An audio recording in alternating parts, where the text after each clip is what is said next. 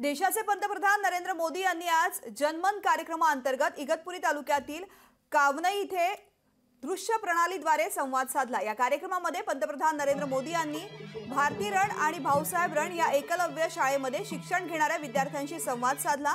यावेळी पंतप्रधानांनी सुद्धा भारतीय विद्यार्थिनींशी मराठीमध्ये संवाद साधला। तसंच पुढील आयुष्यामध्ये कोणतं ध्येय प्राप्त करायचे याबाबत इच्छा सुद्धा जाणून घेतली।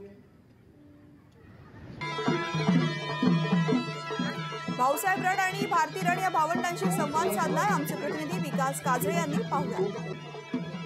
भारताचे पंतप्रधान नरेंद्र मोदी यांनी आज जनमन संवाद कार्यक्रमामध्ये देशातील 7 राज्यांतील जे काही लाभार्थी आहेत त्यांच्याशी संवाद साधला आणि त्याच्यातील एक राज्य म्हणजे महाराष्ट्र राज्य आणि महाराष्ट्र राज्यातील अतिदुर्गम भागातील इगतपुरी तालुक्यातील कावनई या परिसरातील विद्यार्थी असतील, त्याचबरोबर त्यांचे नातेवाईक असतील यांच्याशी संवाद साधला।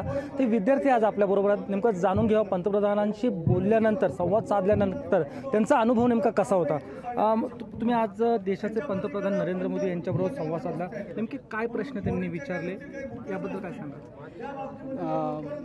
मला तर खरं हे स्वप्नच वाटत होतं की देशाचे पंतप्रधान माझ्याशी बोलतील आणि मी अशा एक अतिशय मागं असलेल्या PVTG ग्रुपमधून आलेलो आहे। त्याच्यामुळे माननीय पंतप्रधानांनी मला जे वेगवेगळ्या सोयी सवलती दिल्या, जनमन PM जनमन योजनेतून मला घरकुल दिलं, पाण्याचा नळ दिला, तसेच पिवळं रेशन कार्ड आणि आयुष्मान कार्ड जे दिलं त्याच्याबद्दल खूप खूप आभारी आहे पंतप्रधानांचं। मी असं सवन केला की मला IAS ऑफिसर व्हायचं आहे आणि ते म्हणजे खालील जाती कातकरी जमात यांच्यामध्ये जास्त मुलींना शिकवलं नाही जात आणि माझा भाऊ पण मला तो सांगतोय तू जास्त म्हणजे शिकशील आणि आपल्या जातीला वरती आणशील। मी स्वप्नात पण नव्हता विचार केला की मी एवढ्या मोठ्या यांच्यासोबत बोलेन, माननीय प्रधानमंत्री यांच्यासोबत, आणि मला खूपच छान वाटतं की मी बोलले म्हणून। देशाच्या पंतप्रधानांनी अति मागास असलेल्या